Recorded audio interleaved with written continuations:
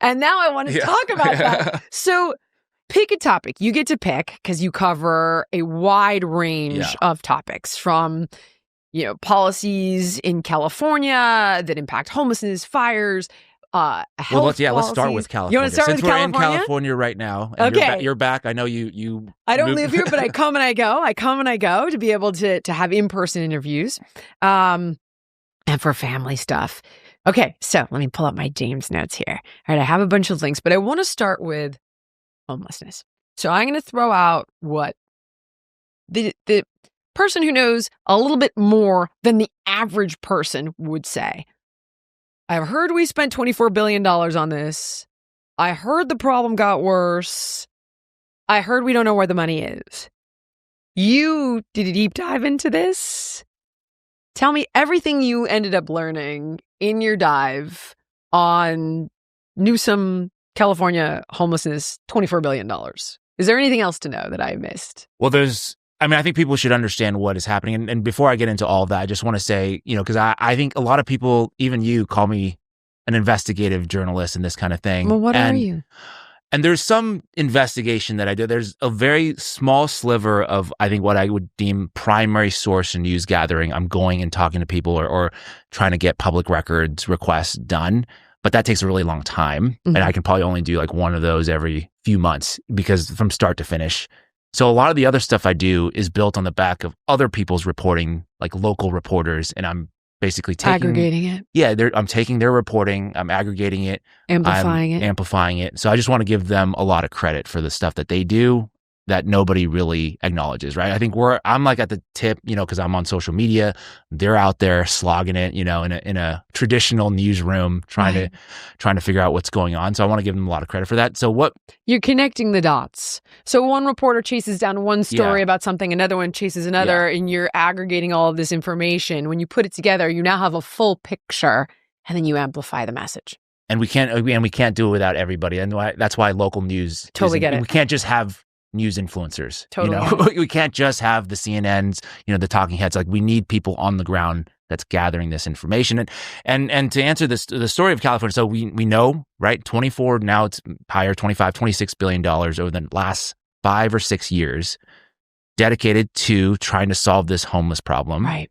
Homeless is up about 30 to 35%, depending on how you measure it. Bananas.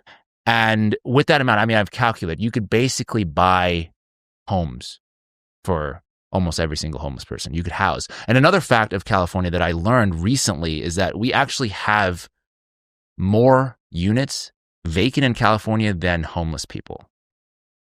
So then you have to ask yourself, well, what's going on here? Why do we keep, if you talk to a lot of the policy experts, they say we need more housing. More housing.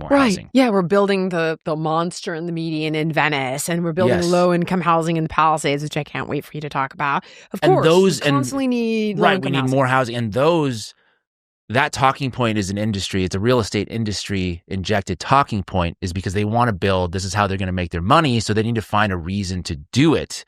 And the reason is, the altruistic reason is, we're going to help house people.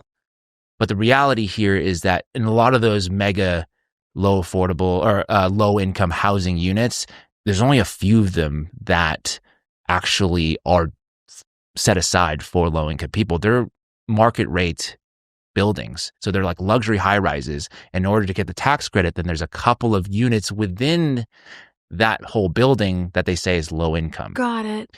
And there's also covenants as well. So within 25, it depends. So between 25 and 50-year covenants to say these need to be low income. And after that, it's market rate. Got it. And when you dig into, so one of the big things, my 2 big things, like follow the money. And usually then you find it's always profit over people.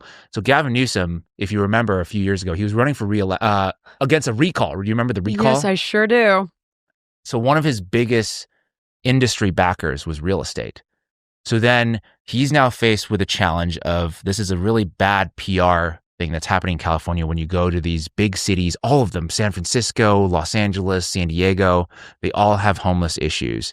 And so they're saying, what's going on here? And he said, well, we're going to solve this problem. But the way he solves the problem is only through a giveaway to his donors to say, well, we're going to do it that way. We're going to build housing, but it's just funneling money from the government into the hands of the real estate people. Active Skin Repair utilizes a molecule called hypochlorous acid. Now, when you apply it to the skin, the molecule works by mimicking the natural immune response to cleanse, soothe irritation, reduce inflammation, and support healing.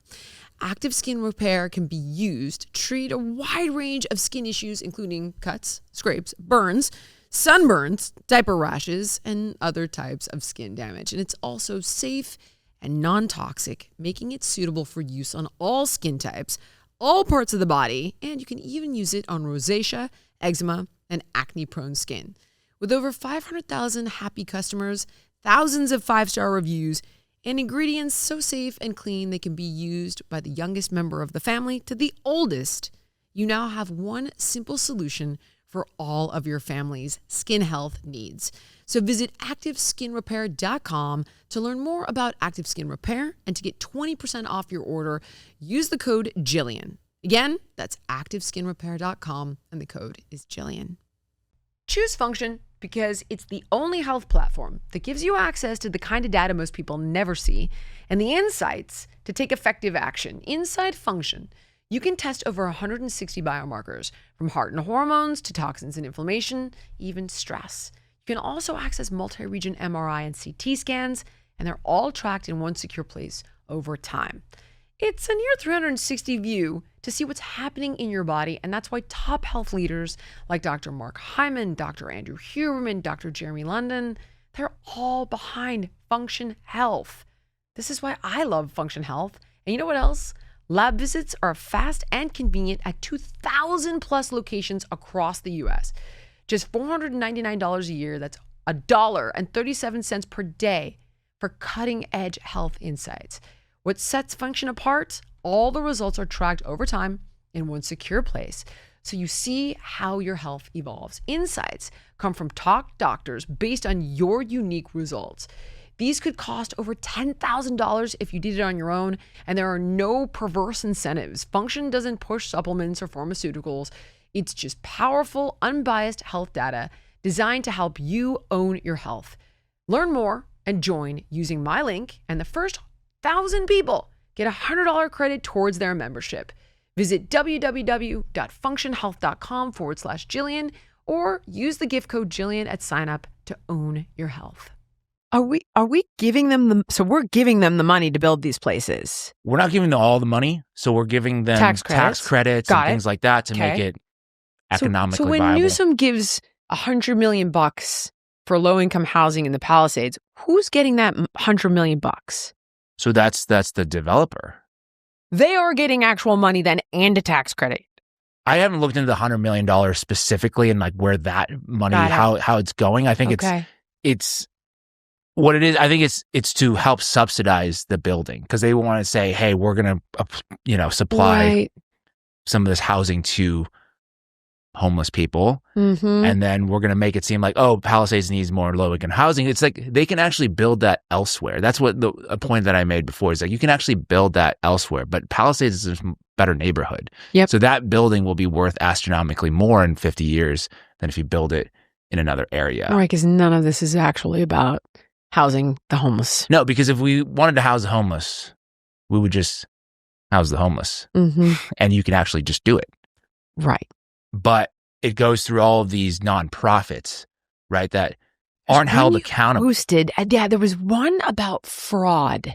A woman who had siphoned off some of that money. Oh, okay. I don't know. There was a lot of these stories, but it might have been Valicia Adams Kellum, who was the head of the LA Homeless Services Authority. That was it. And that was it. That agency was responsible for basically giving out contracts to private vendors. Got it. To, do various programs to alleviate homelessness. But the problem with that is there's no accountability to say, I gave you X millions of dollars. How many people did you house? None of that happened. Right. And so what happened this is local reporting again, they were digging through all of the receipts and said, hey, you're funneling money, millions of dollars to your husband's nonprofit. That was it. Right? That was the story. And that's the kind of conflict of interest that erodes trust in government, right? Because you're saying these government officials are in bed with nonprofits, which are basically for profit. I mean, nonprofits 100%. are there's a whole industrial complex of if you solve this problem, then you have no more work. Right. You can't actually solve it. I think that's the fundamental issue, is that the incentive structure is all jacked up. When I looked at this one involving the No Kings riots, and I believe you did a video on this and who funded it, and Christy Walton from Walmart, you had like an incredible expose on that. There was one piece that I remember, and I can't remember if this was in your reporting particularly, but it was Gavin Newsom took state dollars and he gave it to a nonprofit called Churla, which is, I believe, an immigrants' rights group, which, great, whatever. But these guys then turned around and paid money into his gubernatorial campaign. So it's like this weird loop where he takes tax dollars, right, funnels it through the NGOs, like, Yep. here's work to help with immigrants, this, that, and the other. And then, by the way, give it back to me to run for governor or to fight a recall. And it's I don't think people understand how truly diabolical. And it's not unique to Newsom. It's not unique to Newsom, Right. at all. Right. He's just, because he is running the largest state and the most, I guess, The largest GDP. the wealthiest state, right? How is it more than New York? It's got to be big tech, I think. And that's and it's just the clear corruption where you don't see anything pass for the people. And this is something I learned. I was talking to Butch Ware. I don't know if you're familiar with him, but he's running for governor of California as a Green Party. And he was trying to explain, he was telling me the story, which blew my mind, in that, universal healthcare is something that a lot of people want in California. And supposedly that's like the Democratic Party platform, is universal healthcare. Okay. But There's a but. that would go against the donors of the Democratic Party, because they have a lot of healthcare and insurance donors as well. I mean, both parties more or less have very similar constituencies in the donors. It's the uniparty. Yeah, exactly. We talk of that. That's the whole point. These guys all take money from the same people. One of the key politicians that went into Clip Kennedy's wings in that nomination process was Republican, Cassidy. It's like, remember that? Yeah, I'm going to need all these concessions. As the temps search your eyes, I get that familiar urge to refresh my closet. But I am done wasting money on trendy pieces that I wear once, which is why I'm obsessed with Quince. The clothes are timeless, elevated, built to last, no insane markup. I'm talking about 100% European linen shorts and dresses that start at just $30. Italian leather platform sandals, luxe swimwear that looks straight off a runway but costs half of what you'd expect.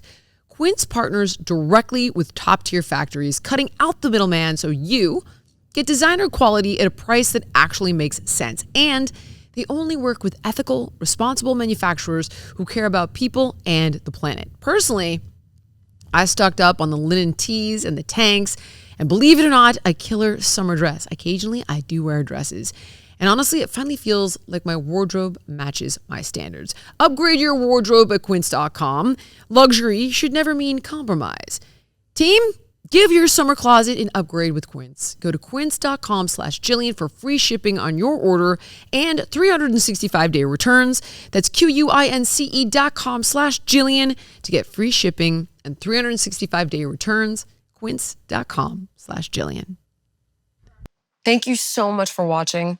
If you enjoyed the podcast, please like, comment, subscribe, and share. And make sure to let me know what guests you want to see on in the future.